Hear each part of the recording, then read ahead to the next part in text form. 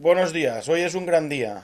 Tenemos con nosotros a Francesc Xavier Miernau, un referente en la agricultura y él nos va a contrastar las diferentes empresas que tiene y allí podréis comprobar lo que os digo.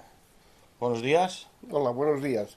Bueno, gracias por esta invitación a poder hablar de la agricultura y que lo que comentamos y las experiencias que tengo en agricultura pues puedan servir como aliciente y también un poquitín como referente a nuevos agricultores, a una generación que debería de ponerse en marcha porque uno de los problemas graves que tenemos en la agricultura es que realmente tenemos una población envejecida y realmente lo que conviene es que haya savia nueva porque con la savia nueva vienen ideas nuevas y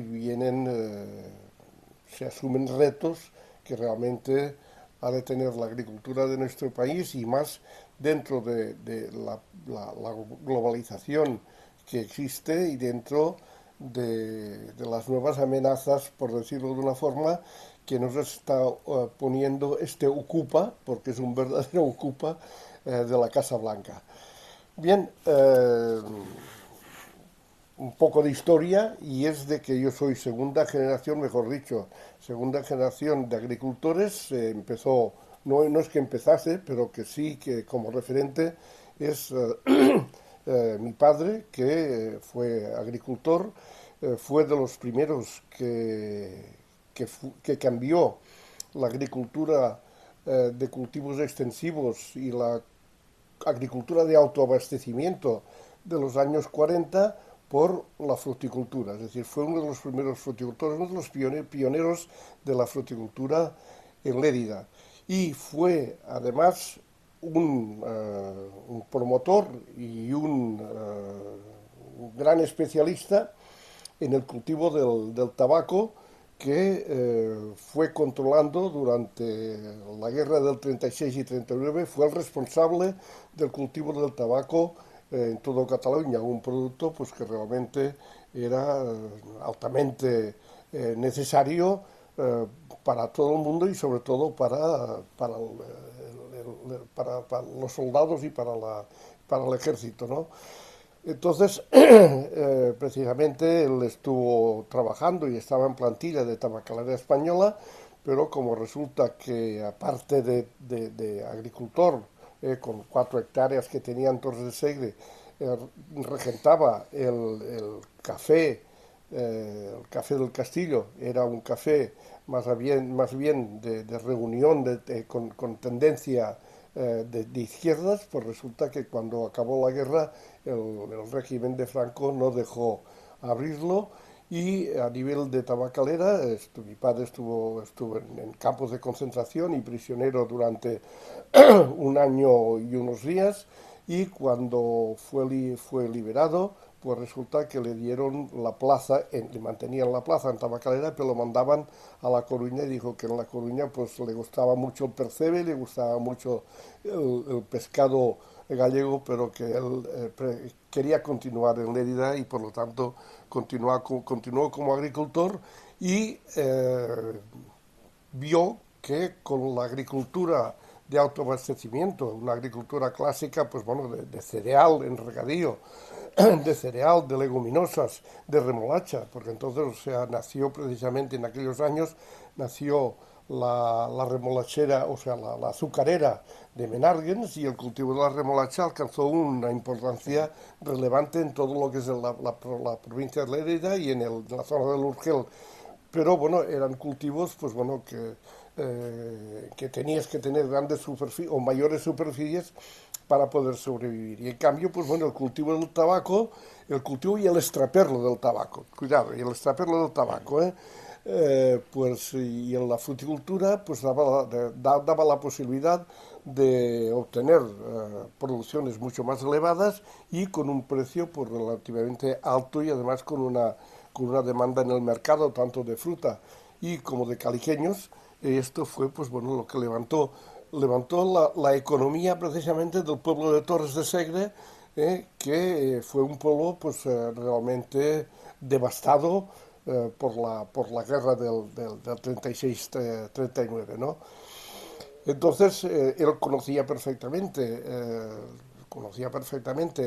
la elaboración del tabaco, porque el tabaco en sí, pues no es como el zumo de la uva, que ha de pasar una fermentación Tiene que para hacer que su pueda ser proceso, correcto. realmente aprovechable y consumido. Él conocía perfectamente todos los procesos de fermentación y esto le llevó a iniciar pues bueno, la fabricación, por decirlo de una forma, o manufacturación, no fabricación de caliqueños. Enseñó a la gente y realmente en Torres de Segre, pues esto fue un gran aliciente. Hay que tener en cuenta que, por ejemplo, las niñas salían del colegio con 12 o 13 años y iban a ganarse el dinero haciendo Los los caliqueños. caliqueños, Sí, ¿no? sí, sí. Y como anécdota, pues resulta que en Torres había 5 panaderías, actualmente no hay ninguna, ¿eh? Pero en aquel tiempo había 5 panaderías. Y claro, los caliqueños, para manejar bien la hoja y hacer el caliqueño, se humedecía el tabaco y tenía que secarse. Y se secaba en los hornos del pan. Y Va, cuando pasabas a las 10 de la noche o a las 12 de la noche, pues todo el pueblo olía a tabaco. a tabaco tostado. Bien, claro, el tabaco era monopolio del Estado, tenías que entregar toda la producción al Estado, o sea, a tabacalera, y bueno, pues lo que se hacía era deshojar con antelación la planta del tabaco en los meses hacia primeros de agosto, con lo cual tú mantenías el número de plantas, pero con menos hojas. Y estas hojas que se anticipaban, se sacaban, pues se secaban anticipadamente y eran las que se servía para hacer los caliqueños. Eh, Aparte de esto, es de que de Torres de Segre se mandaba tabaco en hoja, a Andorra. Es decir, que ahora bajamos tabaco de Ahora Andorra. bajamos. Bueno, pues en aquel tiempo se mandaba tabaco de Torres de Segre a Andorra. Y también como porque me enorgullezco de ello, yo precisamente fue el último que mandó 6.000 kilos de tabaco en hoja a Andorra, en 2 camiones, y precisamente un camión salió el día de Navidad y otro camión salió el día de fin de año, por la noche. Sí, sí. Y con con lo que saqué de beneficio de estos 2 camiones, prácticamente me pagué la carrera de ingeniero técnico, ¿eh? Va. Y esto además está escrito y además, o sea, no tengo absolutamente que avergonzarme, todo lo contrario, ¿eh? ¿Por qué? Pues porque realmente, pues bueno, los precios a que se pagaba el tabaco, tabacalera, eran precios irrisorios de 20 o 30 pesetas el kilo. En cambio, yo al agricultor le podía pagar 40 pesetas y aún me quedaba un buen Un beneficio, margen. o sea, para mandarlo a Andorra. Dice, ¿cómo se mandaba a Andorra? Pues por una cosa muy sencilla. Resulta que el tabaco aquí, a Tabacalera lo pagaba 20 pesetas y los agricultores de Andorra lo vendían al Reig, se lo vendían a 100 pesetas. O sea que había Sí que margen había margen, para que claro. pudiésemos vivir todos, incluidos los vigilantes de la frontera. Está claro, está Bien, claro. como anécdota, bueno, pues mi padre en el 42 empezó ya a plantar frutales y entonces o sea, yo he vivido y recuerdo, pues bueno, los primeros árboles que plantaron, que los compraba mi padre, los compraba en viveristas de la zona de Calatayud y en un vivero de Monzón, que era un vivero del Estado, y compraban, pues bueno, o sea, manzanos, perales bueno, y luego los viveristas de Lérida, como era pues Gabandé o como era Vidal de los Campos. Bien, y la fruticultura fue creciendo y Torres de Segre, pues en este sentido, en sus momentos, fue una de las pioneras de la fruticultura y, y en la exportación sobre todo de dos exportación de la pera limonera y luego sobre todo en el melocotón sudanell, un melocotón que se discutían y había discusión de si la variedad se tenía que llamar Torres o se tenía que llamar Sudanés, ¿no? La pugna que siempre hay entre dos municipios cercanos, ¿no? Sí.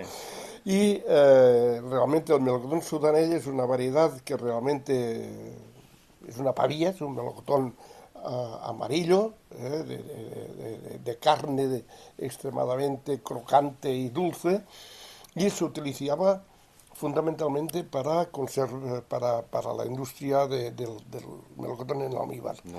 Nuestros clientes eran fundamentalmente los clientes de Murcia, de Caravaca, venían, y en Torres de Segre, pues en su momento había como 10 o 15 almacenes abiertos para la compra de la fruta. E incluso, o sea, se hizo mercado de la fruta en Torres de Segre, que duró varios años, y al final, pues bueno, como creció la cooperativa y todo esto, ya el mercado abierto de la fruta dejaba de tener cierto interés, que era un mercado muy importante, porque en él se barajaban los precios de la fruta. O sea, los precios que salían de la fruta de allí, Se marcaban. la fruta marcaban los precios en los almacenes. Entonces estos mercados han ido desapareciendo. O sea, había el mercado de Lérida, el mercado de Alcarràs, se hizo el mercado en Aitona, y estos mercados realmente el sector comercializador no lo veía con buenos ojos, porque le marcaban la pauta. Es decir, si el precio del melocotón en el mercado de Torres o en el mercado posterior de Alcarràs el melocotón estaba a 15 pesetas, el comerciante podía pagar a 14, pero no a 10. Es decir, que marcaban los precios.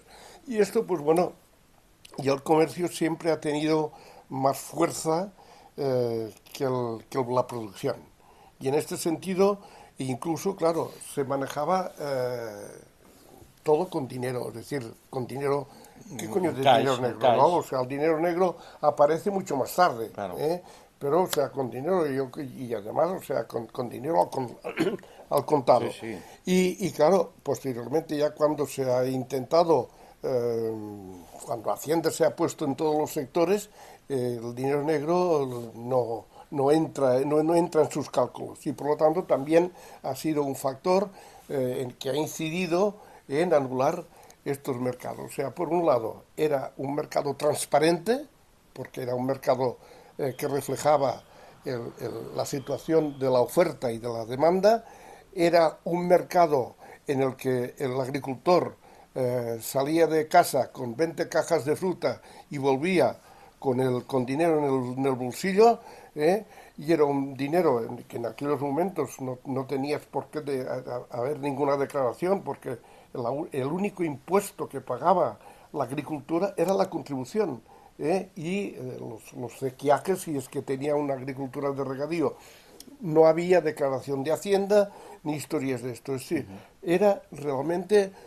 fue una época dorada, los años, y esto para alguien a lo mejor le puede sentar mal, pero la realidad es esta, de que la época dorada de la fruticultura, y por esto tenemos la fruticultura actual, fue de los años 60 a los años 75.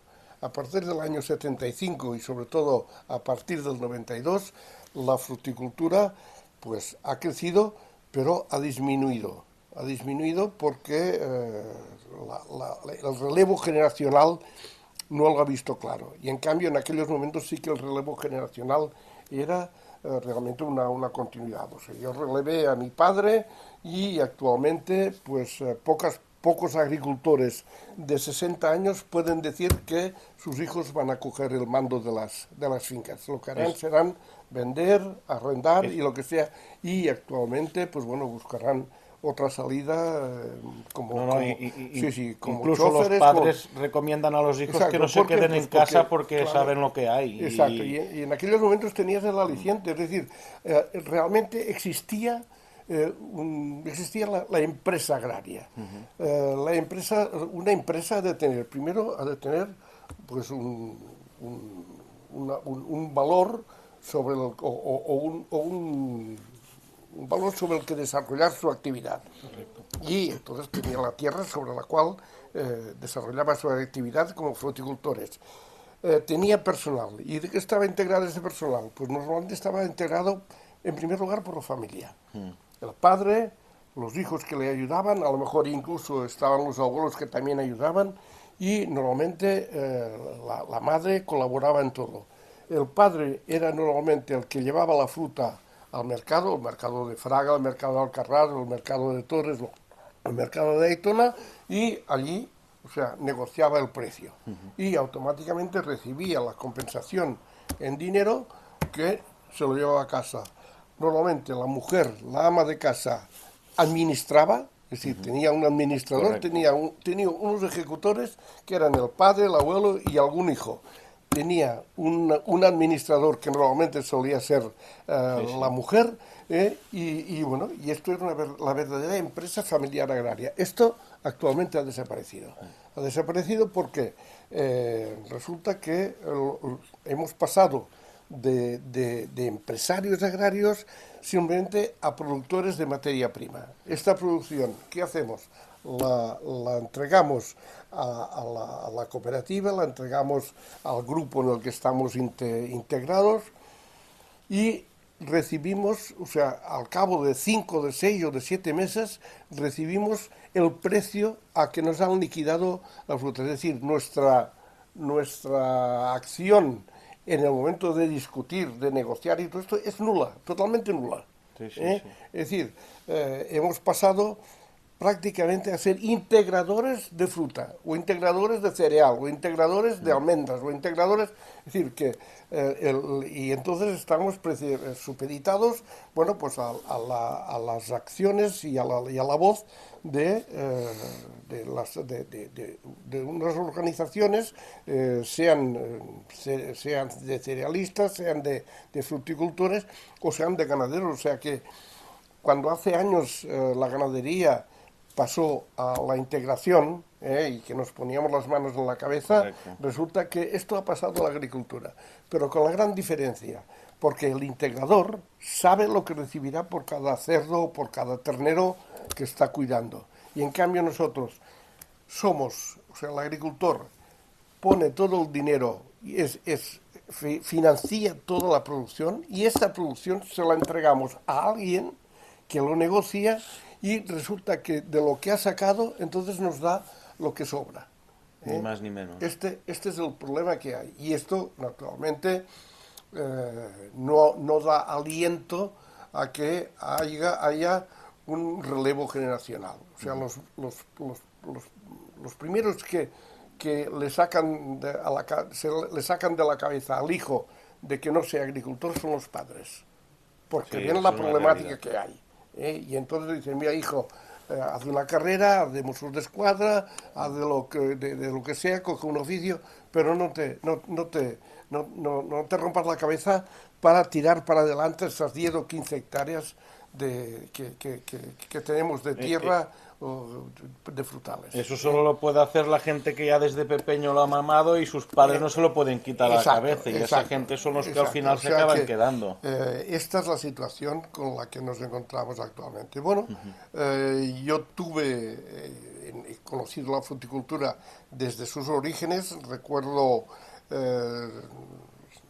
la fruticultura desde que tenía 5 o 6 años y entonces, bueno, pues llegó el momento en que mis padres pudieron permitirse no, con sacrificio, me dieron la posibilidad de estudiar ese bachillerato y preuniversitario en un colegio interno en Tarragona, en el colegio de La Salle de Tarragona, y posteriormente elegí la carrera de perito agrícola que inicialmente podía ser la de ingeniero agrónomo.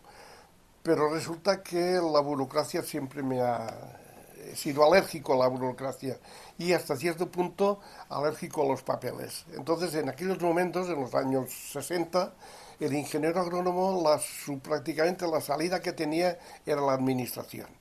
Y el perito agrícola, la salida que tenía era el campo. Y a mí lo que me gustaba era el campo y poder solucionar los problemas que se originan en los cultivos para protección de cultivo y rentabilizar la actividad del agricultor. Este ha sido el objetivo principal y que, gracias a Dios, lo he podido llevar a término tanto dentro de nuestra empresa como dentro de lo que es el sector, porque ha ayudado a dinamizar la agricultura. Entonces, bueno, pues resulta que con mi mujer tuve la suerte también de encontrar una mujer a la que el campo le gustaba y a la que además le gustaba la idea no de tener un empleo cualquiera, sino de tener una empresa, y con ella, pues desde un principio, y lo teníamos muy claro, era ampliar la superficie, ampliar la empresa de mi padre, que tenía 4 hectáreas de tierra, todas plantadas de frutales, ahorrar, trabajar para poder tener dinero y poder comprar y aumentar el patrimonio.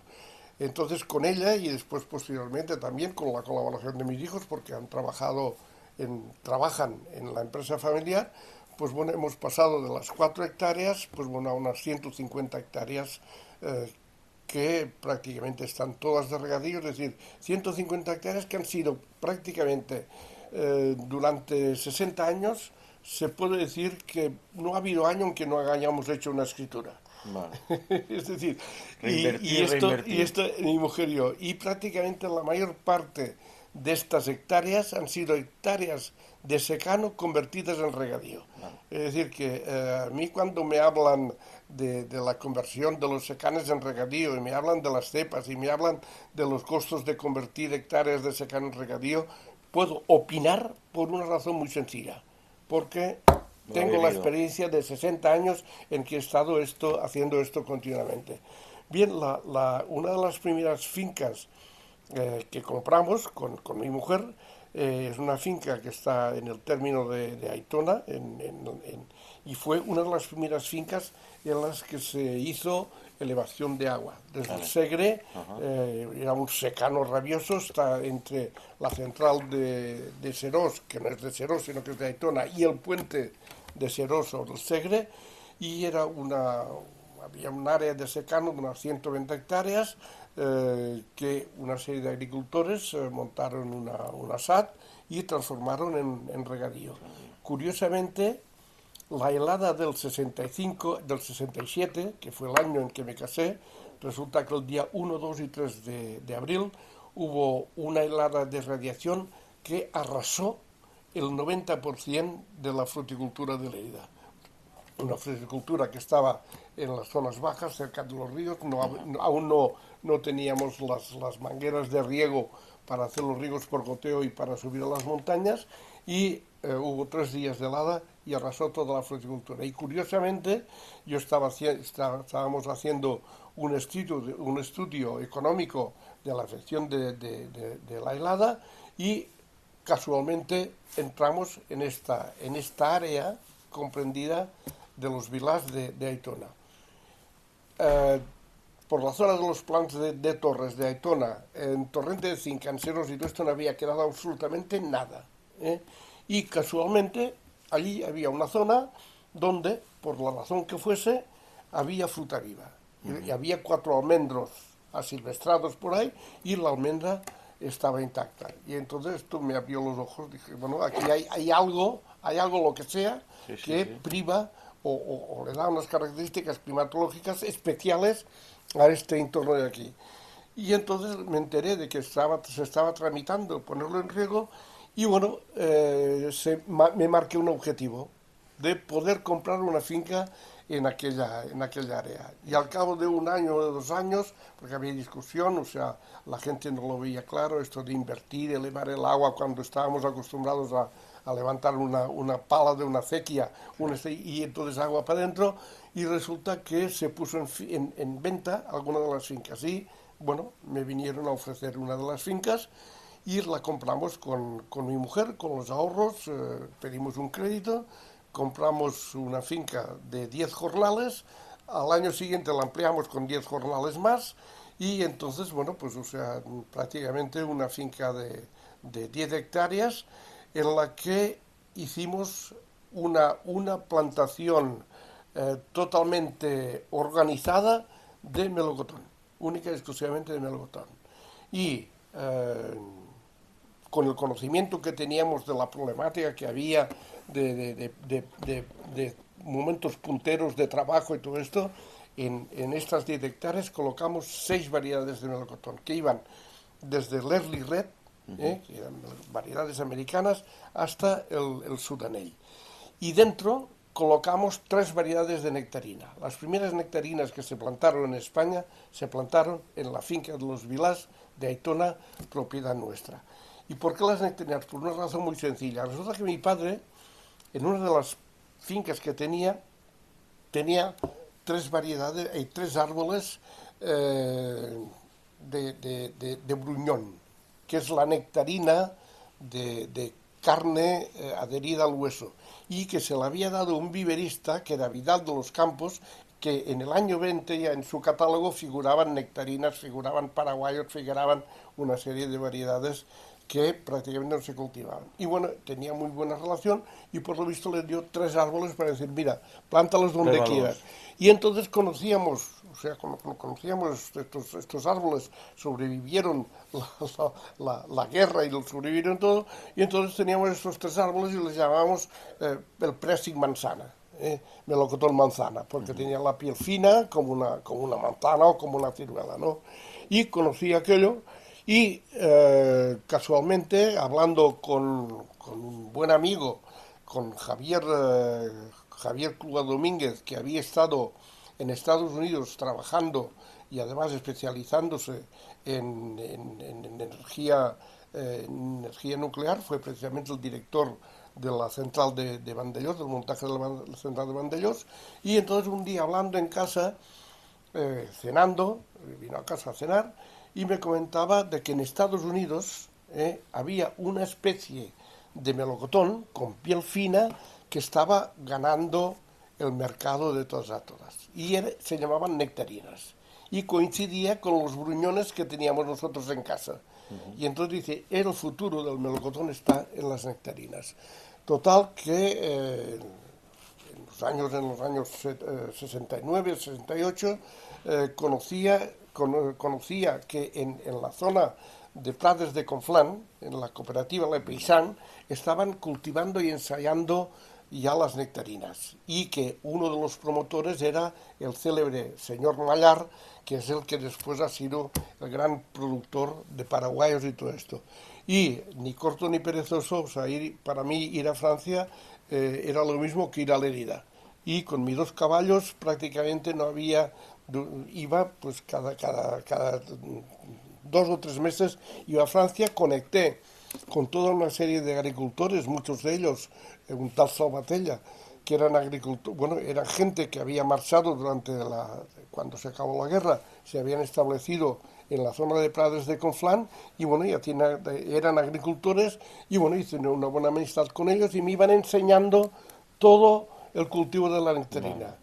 Y el cultivo de la nectarina pues no tenía más secreto que el cultivo del melocotón. Esto lo pude comprobar durante 2 o 3 años. Pero la diferencia estaba en que el precio del melocotón en Francia, en el mercado de Les Halles de París, pues era un precio del orden de 70 francos, 80 francos por kilo. 12 francos eran una peseta, Vale. O sea, que era el equivalente aquí, 7, 8 pesetas. Y en cambio la nectarina se vendía a 300 francos. Y esto, bueno, dije, si es una especie que funciona exactamente igual, el día que tenga tierra, porque mi padre lo tenía todo plantado, el día que tenga tierra voy a probar a ver qué pasa con las nectarinas. Total, que las 6 variedades que pusimos de melocotón fueron unas variedades perfectamente estudiadas, equilibradas, para que hubiese continuidad de producción desde el mes de junio hasta finales de agosto. Y colocamos estas 3 variedades de nectarinas. Estuvimos 2 días con el vibrista Isidro Gabandé mirando a ver qué variedades íbamos colocando, que tuviesen una continuidad en la producción y que no hubiese momentos puntas de trabajo. Y efectivamente así lo hicimos. Plantamos 3 variedades de nectarinas, la Red June, la Early Songland y la Nectaret 5. Y bueno, y al principio todo el mundo estaba pendiente a ver qué es lo que pasaría con aquello. hasta tal punto que bueno, la gente les llamaba pelonas y incluso mucha gente me decía, te vas a equivocar, o sea, el melocotón que merece la pena es el sudanés y el sudanés y el San Lorenzo y tal, y las variedades clásicas. Bueno, total que cuando empezaron a producir los árboles, o sea, al tercer año, resulta que intentamos vender las nectarinas y la gente lo desconocía. Claro. Y entonces íbamos con mi mujer, las emplatonábamos y íbamos a vender las nectarinas a los paradores. Porque en los paradores, que eran, bueno, el parador del Ciervo, en los Condes de Urgel, el Molí de la Nora, en Igualada el Parador América, que eran los sitios donde aterrizaba o aparcaban la gente que tenían coche y que tenían cierta capacidad de comprar y todo esto. Y íbamos suministrando y así empezó a desarrollarse el tema de las nectarinas hasta que en el mercado de Lérida venían a comprar muchísimo los andorranos y ellos ya conocían las nectarinas de Francia. Vale. Y entonces allí empezamos ya a vender las nectarinas y han ido ganando un mercado y bueno, hoy día prácticamente el 60% del consumo es nectarinas y por delante del melocotón. Así nació el tema de la nectarina. Entonces, dentro de lo que es mi profesión, que como perito agrícola, pues resulta que ha habido muchos campos en los que he trabajado intensamente. Uno de ellos precisamente fue la introducción de los portainjertos de manzano, portainjertos clonales, el M9, el M7, todos estos injertos, porque lo que se plantaba era sobre pies franco. Y esto lo introduje porque resulta que uno de los profesores míos, especialista en fruticultura, Javier Riera Cabrafiga, era un especialista y además, o sea, tenía campos de pies madres de portainjertos de manzano y de peral y yo los desarrollé y hice las primeras, los di a conocer, pues bueno, desde Viveros Bobby y a Gabandé, a Moles de Balaguer, a todos los viveristas para sustituir los portainjertos de pie franco, ¿no? Y aparte de esto, pues bueno, o sea, dentro de lo que es innovación, una innovación importante, que también merece la pena considerarse, fue un campo de fresones que hicimos en Lérida, en la partida de Rufea, un campo de fresones de 1,5 hectáreas con los métodos y sistemas que se están utilizando actualmente en Huelva. Huelva no existía en aquellos momentos. En el año 69-70, Huelva existía pero el cultivo de fresón se iniciaba a hacer alguna cosa y el cultivo de invernaderos para hortalizas estaba centrado en la zona del Ejido, en la zona de Murcia y de Almería. Y resulta que nosotros ya importamos también, lo importamos sin ningún tipo de autorización, la planta de fresón, la variedad Cambridge, desde Viveros Mar d'Arbona de Francia, a través de unos amigos trajeron la planta aquí a España y junto con un socio que me busqué aquí en Butseni, pues hicimos una plantación de fresones ya utilizando acolchado de plástico, utilizando riego por aspersión, utilizando planta frigo y realmente pues bueno, o sea, alcanzamos una producción del orden de 20.000 kilos de fresón por hectárea, ¿no? Esto estamos hablando del año 69-70, Sí, ¿eh? Y entonces el fresón, por ejemplo, en Barcelona, en el Borne, Mercabarna no existía. ¿Cómo se comercializaba? Se comercializaban en cestos, vale. puestos muy bien preparados, pero en cestos. Y nosotros ya cambiamos el cesto pues bueno, tenía una presencia, cuando estaba entero, una presencia impresionante, era como un buquet de flores, ¿no? Pero el cesto la gente iban cogiendo los fresones y esto que llevaba pérdidas de fresón, llevaba manipulación del fresón y todo esto. Y entonces ya nosotros dijimos, no, esto tenemos que vender el fresón con cajitas de medio kilo o de cuarto de kilo puestas en platones. Y esto a través de una empresa que había en Lérida que se llamaba Exire, junto con mi socio, hicimos una marca de fresón, Javier, porque el socio mío era Javier Ribot de Butzenic. Él tenía tierra y por esto lo hicimos allí. Y estuvimos comercializando el fresón, no solamente el fresón, sino la planta de fresón. Y resulta que vendimos alrededor de unas 800.000 plantas de estolones de fresón, desde Tamarite hasta Belloc, hasta, bueno, el gran pintor de Tàrrega, Minguella, ¿cómo se llama el gran? No sé. Sí, no recuerdo el nombre. El hombre también tenía la doble vertiente de artista como pintor de Tàrrega, que es el que ha hecho murales y su hijo murales en la iglesia de Santa Coloma de Queralt, en Tàrrega, ahora no me acuerdo, ya no me viene el nombre. Pues resulta que él también hizo su plantación de fresones. ¿Por qué? Porque y vendíamos el fresón, pues bueno, en Barcelona. Y entonces, curiosamente, cuando el primer día que presentamos en el Borne los fresones con cajitas y con esto, me dijeron, no, el fresón aquí, que era el fresón que venía de San Pol y todo esto, aquí se comercializa con cestas. De esta forma, pero hubo uno de los 10 o 12 comerciantes o fruteros que conocía que dijo, hombre, pues esta idea me dice, porque esto, la ama de casa compra la cajita de medio kilo, de kilo, y no manipula el fresón. Y entonces o sea, nos compró 50 o 60 platones de fresón. Y bueno, y aquello fue la siembra. Es decir, que nosotros introdujimos el fresón aquí, Sí. prácticamente en España.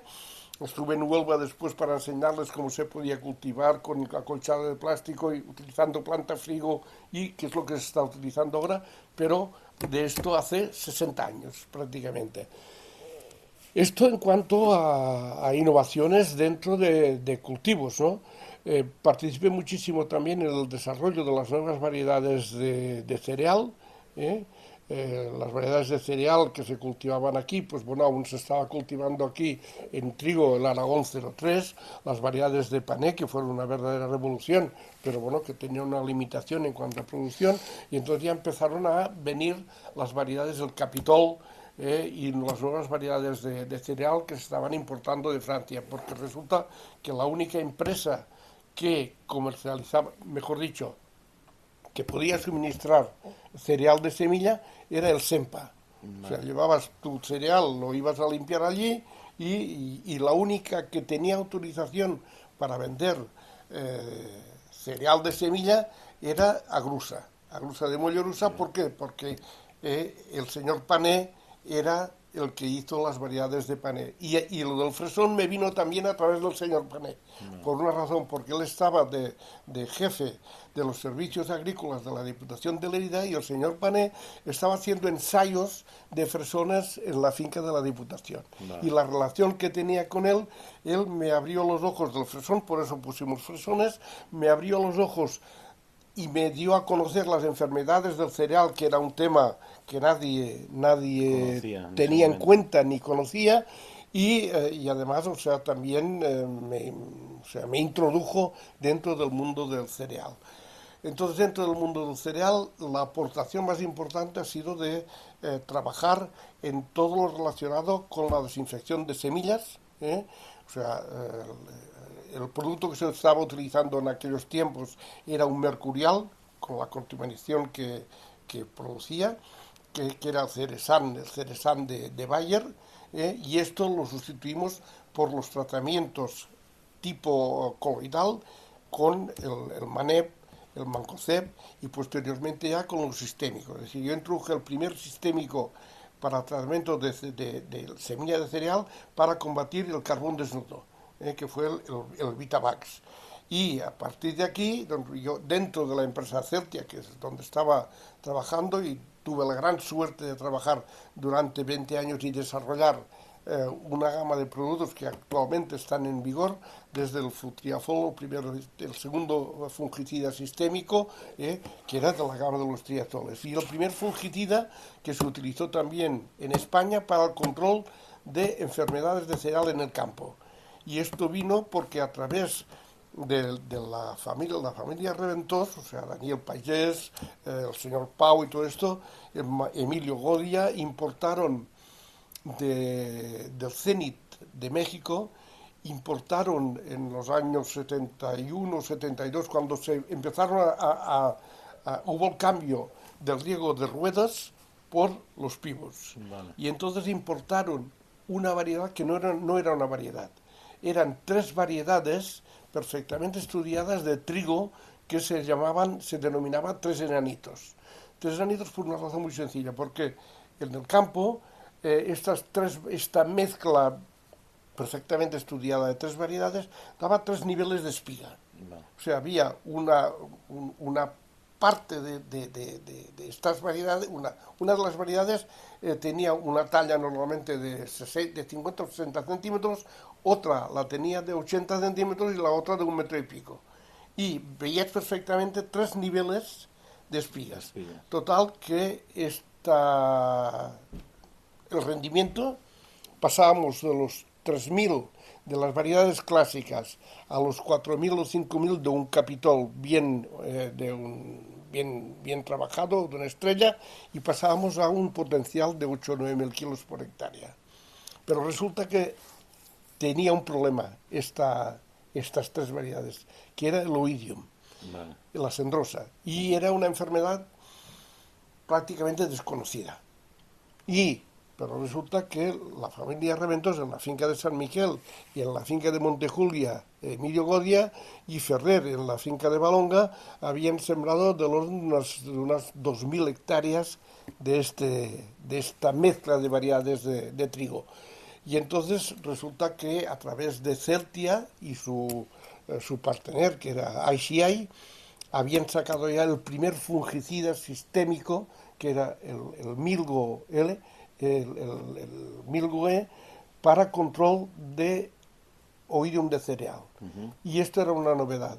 Y conocedor de este producto que se estaba comercializando ya en Inglaterra, pues decidimos en Celtia de hacer una importación específica de este producto y poderlo aplicar en las fincas de la familia Reventós y de todo el grupo, ¿no? Y el control fue perfecto. Es decir, la primera aplicación de fungicidas de cereal que se hizo en España se hizo en el año, debía ser el año 72 o 73, y con avión, o sea, la manejé yo personalmente, ¿no? Y a partir de allí, pues bueno, aún actualmente una de las zonas donde se utiliza más fungicida cereal es la zona de Gimenells, la zona de Almacellas, porque resulta que, quieran o no quieran, ahí la herencia conocían el tema perfectamente. Es decir, los fungicidas de cereal, tanto a nivel de semilla como a nivel de planta, los desarrollé yo perfectamente. Y aparte de esto, pues resulta que en la empresa Celtia, que junto con Cóndor eran las 2 empresas que tenían organizaciones comerciales más fuertes en toda España, resulta que eran a las que le venían todos los productos de empresas americanas, europeas, japonesas, que venían a España pero que no tenían organización propia. La única que tenía organización propia en aquellos momentos prácticamente era Macaya con Schering y Bayer, y las otras tenían una red extensa, o sea, Cóndor y Celtia tenían una red extensa, y las empresas como DuPont, Elanco, Dow Chemical, Sumitomo y todo esto venían y daban la distribución a estas 2 empresas, a Cóndor y a Celtia. Y entonces, o sea, nosotros desarrollábamos, es decir, teníamos la gran suerte, porque era una gran suerte para los técnicos que estábamos, los responsables que estábamos de desarrollo, nos llegaban cada año 7 u 8 productos nuevos para desarrollar y que solucionaban realmente papeletas importantes en la agricultura en general y en la fruticultura. En la agricultura en general aparecieron los primeros productos para el control de avena loca y de ballico, como fue el Avenge en su momento, y luego el Iloxan, el clortolurón por otro lado, y son productos que yo tenía la gran suerte, el gran aliciente de desarrollarlos, de darlos a conocer a la agricultura y de resolver los problemas que estaban viniendo, ¿no? En insecticidas, pues en insecticidas, el clorpirifos, el zolone, las primeras piretrinas, productos para el control de pulgón, o sea, toda una gama extensa que desarrollaba. En fungicidas, pues también los primeros sistémicos, o sea, el belato, la carbendazina, es decir, una verdadera revolución. Y esto se produjo en toda esta inyección de novedades en la agricultura, una buena parte pasó por mis manos. Y de ella, o sea, me siento orgulloso de haberlo desarrollado. Normal. Es decir, lo que en los años 70, 80, 85 era inyectar novedades en el campo, resulta que de los años 95, o mejor dicho, del 99 al 2024, hemos visto como muchos productos de estos han ido desapareciendo. Y actualmente tenemos el déficit de que no sabemos realmente cómo combatir muchas plagas. Correcto, que se hacían algunos abusos, evidentemente sí, pero yo no he conocido aún que nadie se haya intoxicado con los productos que se han tirado sobre los cultivos, si no se han hecho, siempre ha habido casos excepcionales en los que se han hecho cosas raras, esto lo hemos vivido, pero el progreso de la agricultura, tanto a nivel en el campo de la fruticultura como en el campo de los cereales, ¿a qué se ha debido? En parte al control fitosanitario que hemos podido hacer sobre unas plagas y sobre las malas hierbas que nos han combatido. Luego ha venido toda la revolución genética y hemos pasado, bueno, pues de las variedades autóctonas, pues bueno, a los híbridos, y hemos pasado también y luego pues a las variedades ya que han sufrido un cambio genético, ¿no? Que también hay que tenerlas en cuenta, que importamos de Argentina y Estados Unidos y de Brasil y todo esto, y que las tenemos delimitadas totalmente aquí. Correcto. Entonces, pero el campo donde realmente he trabajado y puedo decir que he sido de las personas que lo ha tirado para adelante y además casi en contra de la opinión de muchísima gente, ha sido en el campo de fitorreguladores. En el campo de fitorreguladores, ya en los años 69 desarrollé todo lo que son productos para el aclareo de manzana, el ácido naftilacético, para el aclareo y para evitar la caída de la manzana, como es el caso del producto clásico, era el Rodofix, que actualmente se está vendiendo con esta marca, y luego reguladores de crecimiento y de la producción. Yo inicié el proceso de ensayos con el Veralex, la Giberellina 3, que ha hecho de la fruticultura, sobre todo en el sector del peral, ha hecho de que se pueda producir pera e incluso se puedan salvar fincas que han sufrido una helada, se han podido salvar gracias a unas aplicaciones racionales con la Giberellina A3, que en definitiva, o sea, es decir, cuando hay un cuajado de manzana o de pera, se forman las semillas. Y entonces estas semillas, ¿qué hacen? Segregar Giberellina A3 y que provoca la multiplicación celular de los tejidos y no solamente la multiplicación, sino el aumento de tamaño de las células, ¿no? El engrosamiento del fruto. Claro, si por una razón la que sea no ha habido buena polinización o ha habido una helada o lo que sea, resulta que no ha habido ni formación de semillas o han quedado perjudicadas por el frío. Con lo cual, esta segregación no se produce y el fruto puede tener un crecimiento inicial, pero acaba cayendo. No llega a la recolección.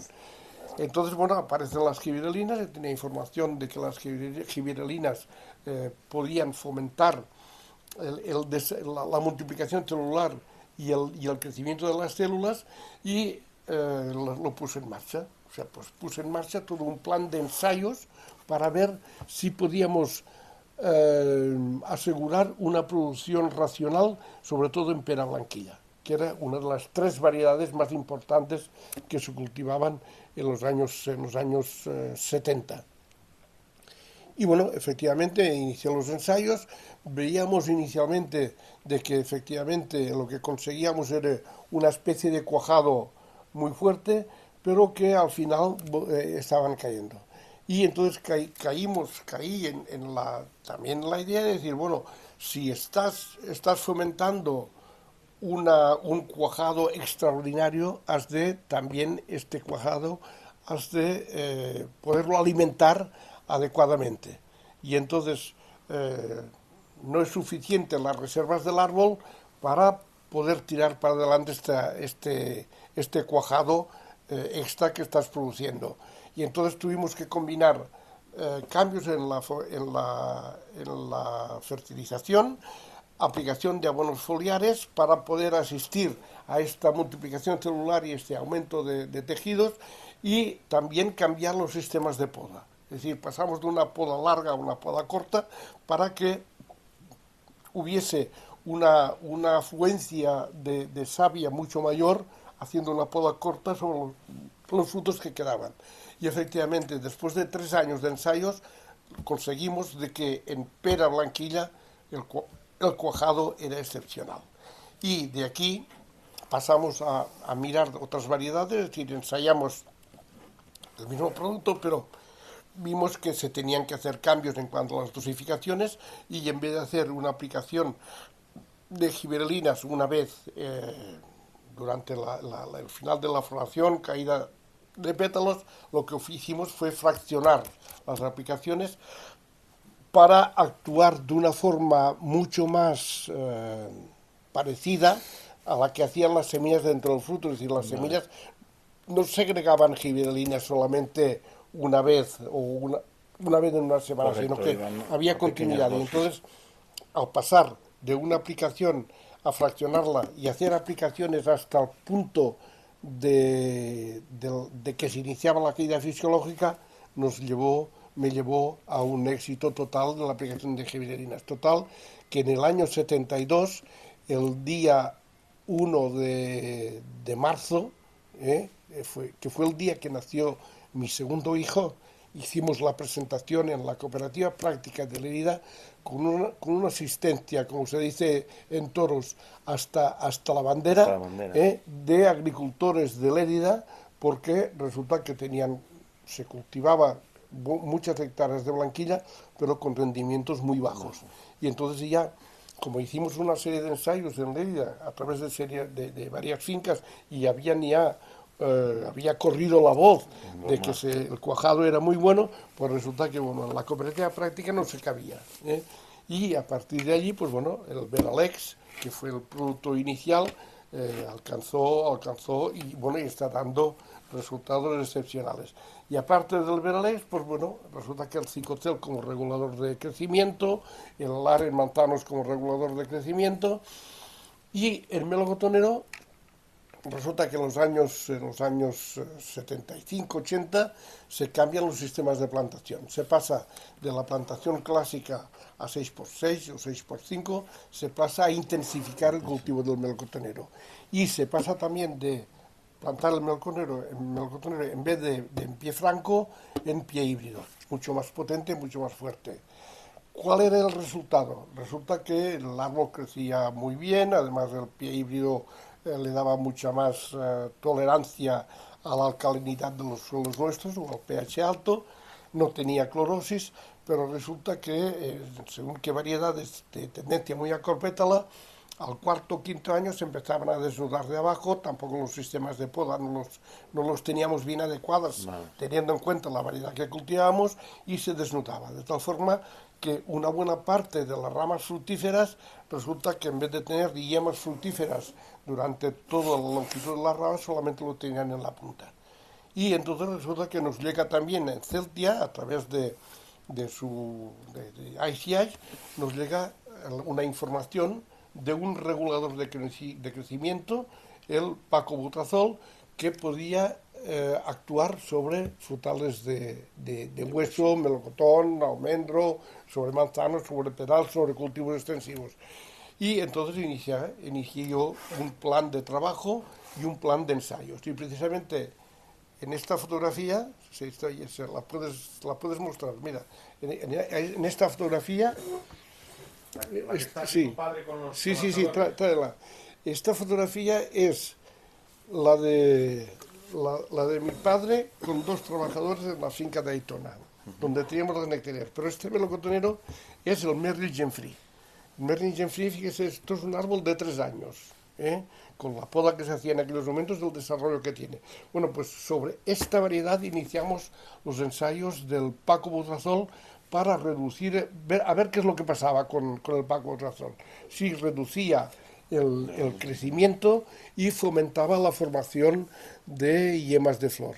Entonces, el producto nos venía a través de Certia, hizo unos ensayos con máquina de mochila mojando el suelo y regando posteriormente, y efectivamente vimos que ya en el mes de septiembre y mes de octubre vimos que las ramas estaban perfectamente llenas de yemas de Punta flor. a punta. Bueno, esto habría un campo por delante Claro, impresionante. claro.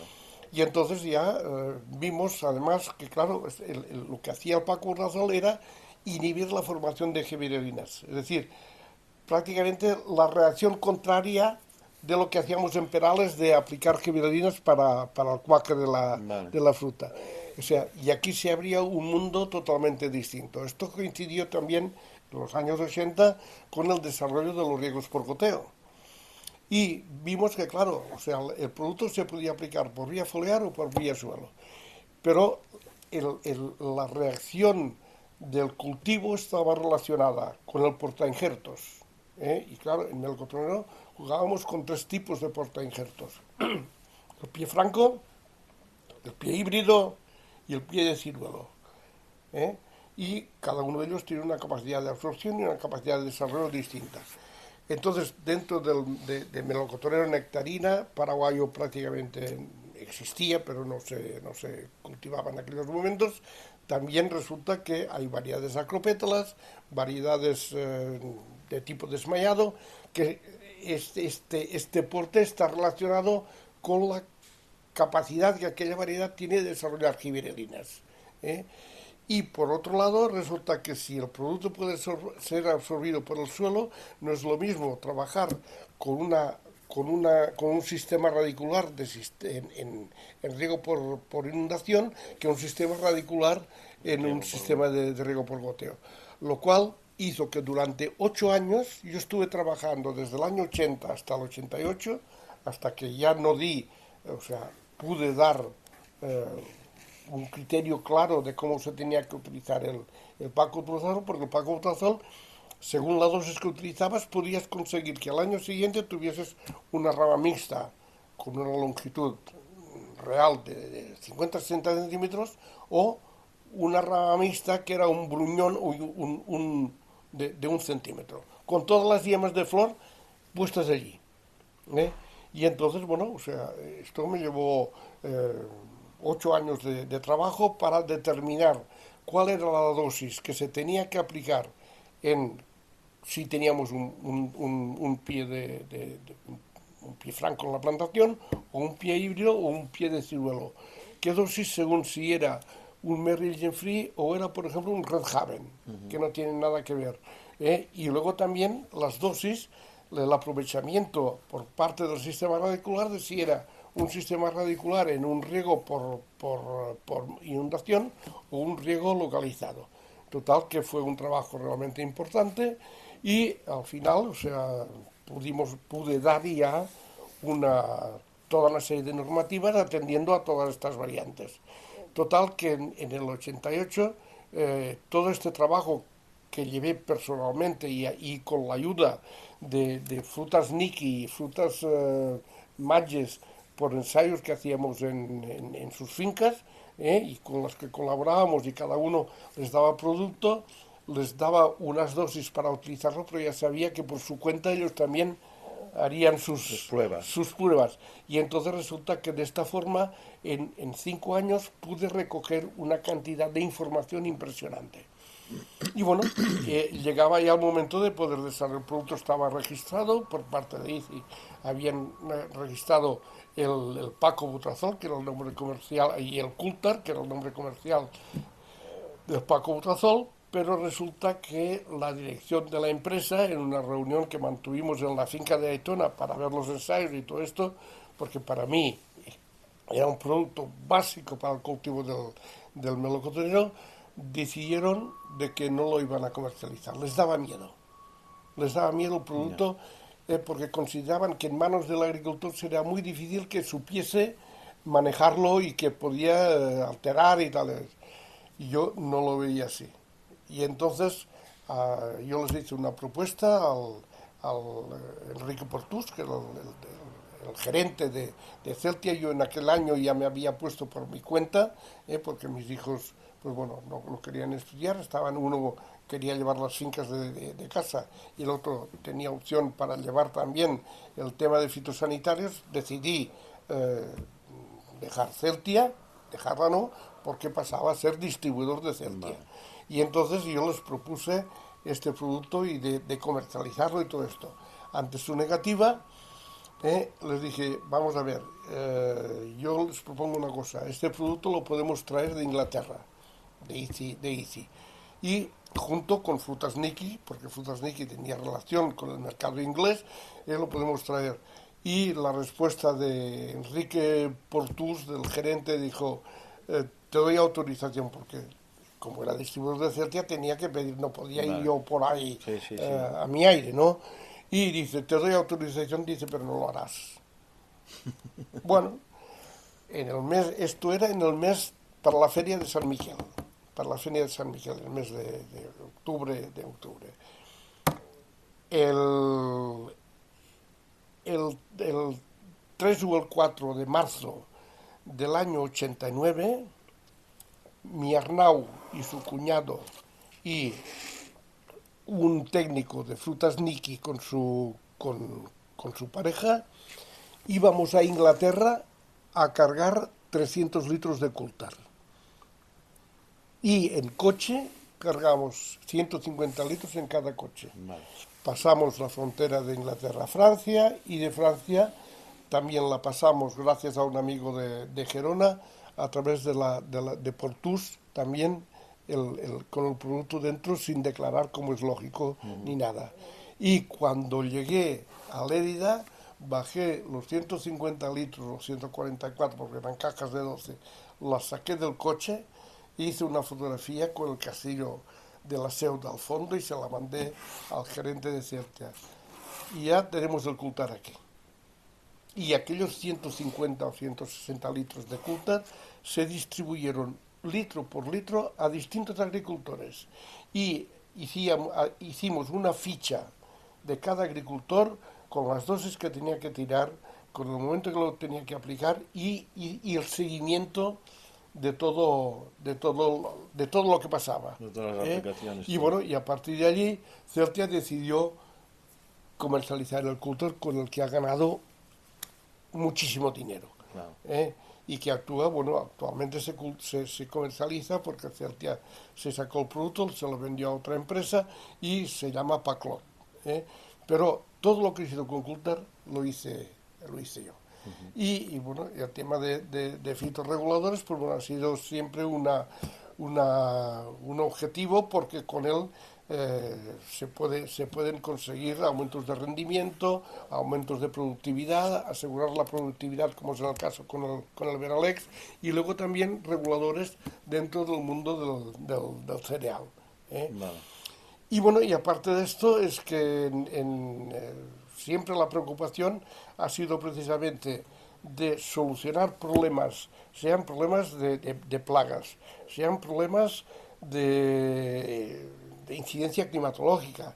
O sea, yo he sido siempre un gran defensor de lo que son la protección de redes contra pedrisco, porque es el único sistema que hay. Es decir, el periodo de peligro que tenemos de pedrisco es desde que empieza la brotación del árbol hasta la caída de las hojas. Correcto. Y entonces, como es un tema que lo he padecido en mi propia carne, de tener, cuando tenía 18 años, estar por la mañana en una plantación de casa de manzana Starkey, preciosa, con una perspectiva de poder sacar 40 toneladas por hectárea, y por la tarde una tormenta de pedrisco, dejarlo arrasado, y así en varias ocasiones, porque he padecido tormentas de pedrisco por todos lados. Ya.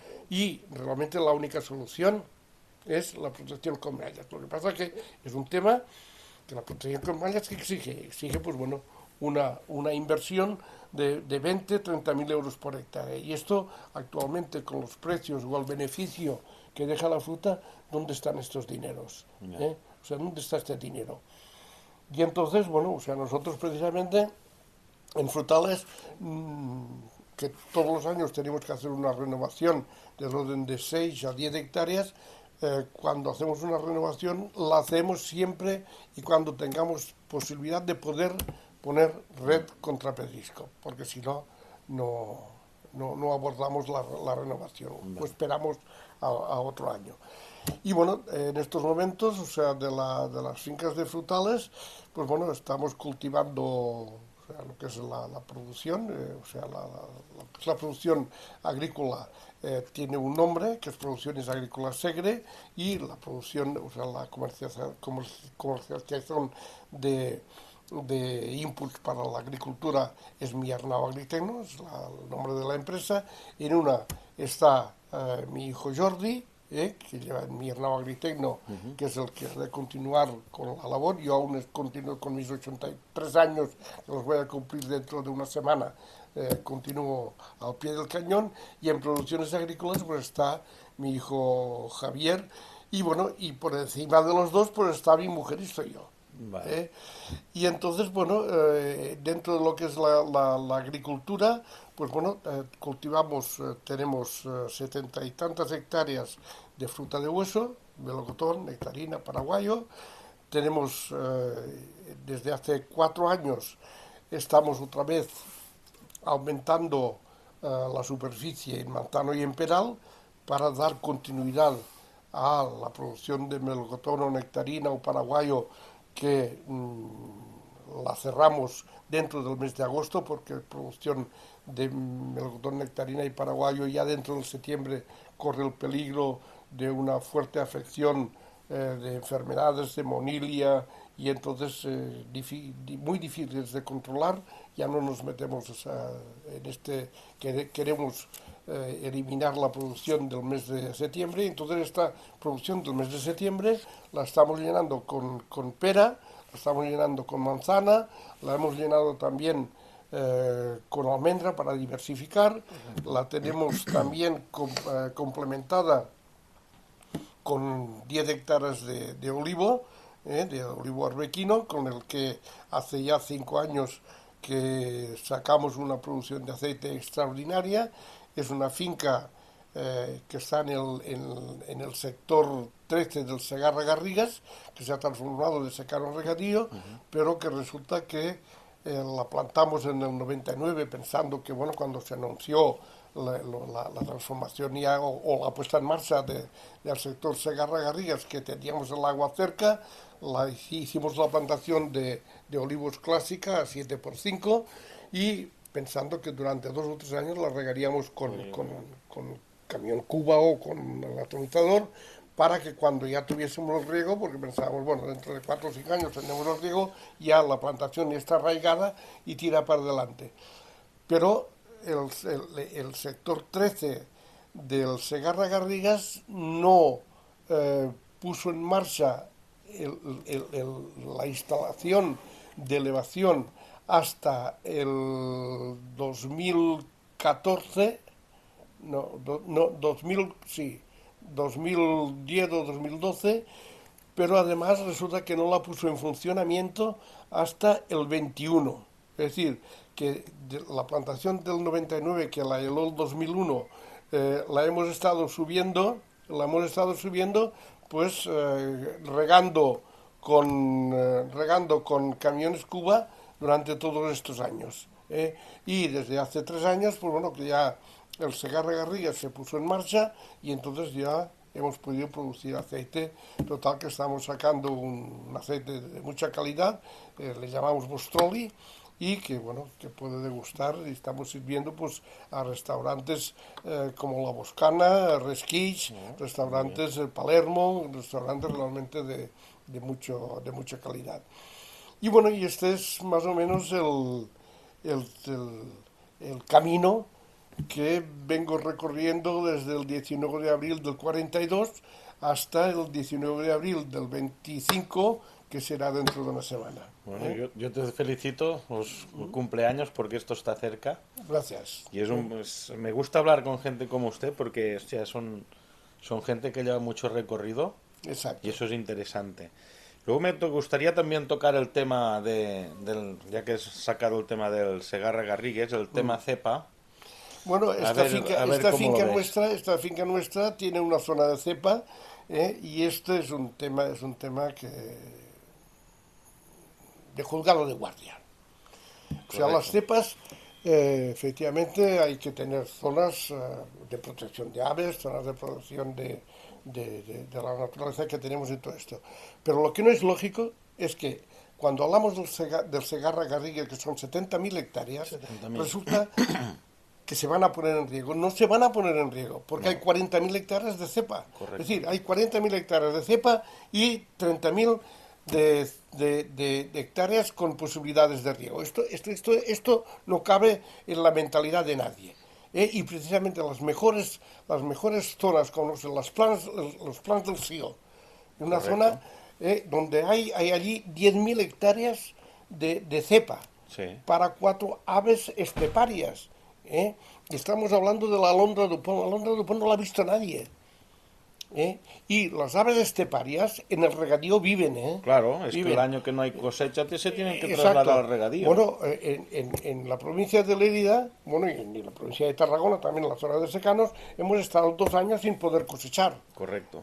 La finca mía de secano ha estado, o sea, durante 20 años, que los olivos están dentro de la zona cepa, porque cuando los plantamos no existían las cepas, No, y correcto. plantamos allí, ahora es cepa aquello, pero todavía están plantados. Bueno, pues resulta que en 19 años que no se han podido regar, hemos cogido aceitunas 2 años, 2 años. Y en el resto de la parte de cepa, que, bueno, estepa, ¿y por qué? Pues ¿por qué? Porque ¿qué hay? ¿Alguna vegetación especial? Hay un cierto sector que vienen aves que eso está bien, porque nosotros tenemos que Sí, partir sí. que tenemos que convivir. Pero claro, ahora nos estamos encontrando la parte contraria, Sí. que se está limitando los secanos o los cultivos Exacto. para las aves. Si los agricultores no se pueden ganar la vida, terminarán dejando esas tierras, porque eso es así. Porque al final no deja de ser un negocio. Claro, si no cogemos estas dos vertientes y las juntamos, o unos pierden o pierden los otros. Es irracional. Correcto. En unos momentos en que además dependemos muchísimo de las producciones de Sudamérica, de las producciones de otros países, y tengamos tierras, tenemos agua y tenemos capacidad para tirarlas para adelante, y no podemos. Correcto. Esto es irracional, es decir, y todo por los grupos ecologistas y los grupos animalistas, que bueno, y cuando hablas con la administración y con gente de la administración, y estos grupos también están dentro de la administración, son los que realmente marcan la pauta de lo que ha de hacer la administración y el agricultor, porque nadie de todos estos grupos, nadie ha apostado nunca y a un euro para multiplicarlo por el rendimiento agrícola, ni ha dado una hora de trabajo a la gente. Y ese es el problema, que sigo insistiendo, si los agricultores no se ganan la vida, esas tierras llegará un día que quedarán hermas. Y si esas están tierras, poniendo continuamente palos en y las si esas ruedas. tierras no se cultivan, las aves tampoco irán, eso está clarísimo. Bueno, concretamente, en Torres de Segre hay más perdices ahora que cuando eran secano. cuando tenía 1.600 hectáreas de secano. Correcto. Y en el regadío ves zorros, ves conejos, ves perdices, ves toda la serie de aves acuáticas que hay, ves de todo. Y cuando vas al secano es que no ves nada. No. No ves nada. O lo ves en menos cantidad. No, es que no ves nada. Y de aquí viene la frase de que el agua es vida. No. Es vida, pero en todos sentidos. Exacto, Sí que el agricultor saca más rendimiento, saca más producción, saca más alimento, porque al final tenemos que hablar de alimento, pero es que el resto de ecosistemas se beneficia. La situación es totalmente irracional. Esto, vamos, o sea, no es inconcebible, ¿eh? Bueno. Y luego había otro tema que es el tema conejos, que es un Bueno, tema también... el tema de los conejos es un tema que yo he estado trabajando durante mucho tiempo. ¿Por qué? Pues porque resulta que en mis fincas los conejos son los grandes competidores. Nosotros en 3 años que hemos plantado cerca de 20 hectáreas, renovado 20 hectáreas de frutales, hemos tenido más de 3.000 árboles de baja, árboles protegidos. Y entonces resulta que, bueno, todas las medidas que se han puesto en marcha por parte de la administración, pues son medidas que realmente son positivas todas ellas, pero resulta que la capacidad de multiplicación de los conejos es tal que ni poniendo fauna predatora lo podemos controlar, ni poniendo cazadores, porque cada vez hay menos, lo podemos controlar. Entonces, o sea, a través de Forestal Catalana, resulta que los servicios que te dan de control, se han venido a mi casa, pero resulta que vinieron una noche, mataron 50 y pico de conejos, y resulta que al cabo de 3 meses vuelve a haber 50 más. Entonces, la solución es la aplicación de fosfuro de aluminio, que además es un producto que yo he desarrollado para el control de plagas en los almacenes de cereal, para el control de talpa europea, para el control de topillos, que hago los cursos precisamente para que los agricultores que quieran puedan sacarse el carnet para aplicar el fosfuro de aluminio, y lo aplicamos en el campo. ¿Por qué no podemos aplicarlo en los conejos? ¿Qué diferencia hay? El producto es el mismo, con diferente nombre. El uno es Fostoxin y el otro es Asbalin, pero el producto es exactamente el mismo. Y además este producto seguro que no es ni residual. Exacto, no es residual. El conejo que muere por fosfamina, que es el gas que desprende el fosfuro de aluminio, se lo puede comer un predator, se lo puede comer una persona. Bueno, mejor dicho, el 90% del cereal que sirve para hacer pienso, que sirve para hacer pan, está tratado con fósforo de aluminio. Vale. En maltería, la cebada que se utiliza para maltear se trata con fósforo de aluminio.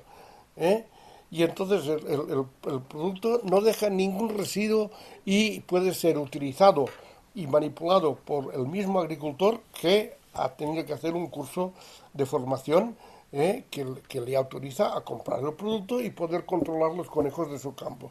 Si no se llega a esto, resulta que el problema de conejos lo tendremos por vida. Correcto. Y aparte, sí que los daños en cosecha son importantes, pero como ahora está contando en plantación... yo tengo una plantación de perales limonera, que dices, hombre, si hubiesen cogido y me hubiesen perjudicado un sector de la plantación, vale, pero no, es que han perjudicado un árbol aquí, otro árbol allá. Claro, es decir, la plantación queda desequilibrada totalmente. Sí. Y resulta que donde se origen los conejos, una parte, y en el caso nuestro particular, está en la autovía, la AP2, entre el vial y la malla protectora. Los conejos pasan por debajo y la vegetación que se ha quedado dentro los protege totalmente. Claro. Y entonces resulta que, claro, o sea, los conejos dentro podríamos aplicar el fosfuro de aluminio, pero Forestal Catalana no puede dispararles porque ha de haber una distancia entre la autopista y el... entre la autopista y donde disparan de 300 metros. Y en estos 300 metros, más los que tiene dentro, la protección es total. Es decir, ojalá estos conejos pudiesen roer las sillas de los administradores que hay en sus despachos. Si les pudiesen roer las sillas, sí que buscarían una solución.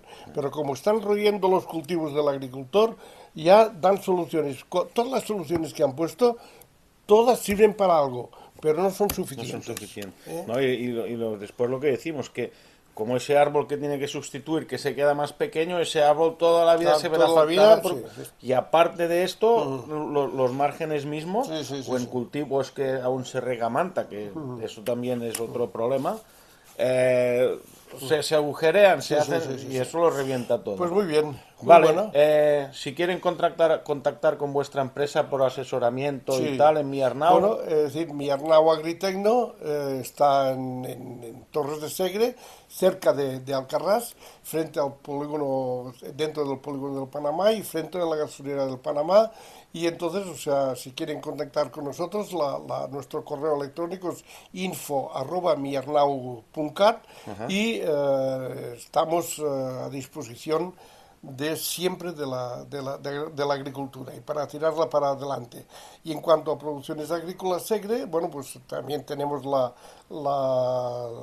oficina en el mismo sitio, es decir, que estamos a disposición de todo el sector agrícola. Muy bien, yo quería darte las gracias por este tiempo, por estos aprendizajes y esta sabiduría. Y bueno, nos vemos en el campo. Exacto. Pues muy bien, muchas gracias. A vosotros. Venga.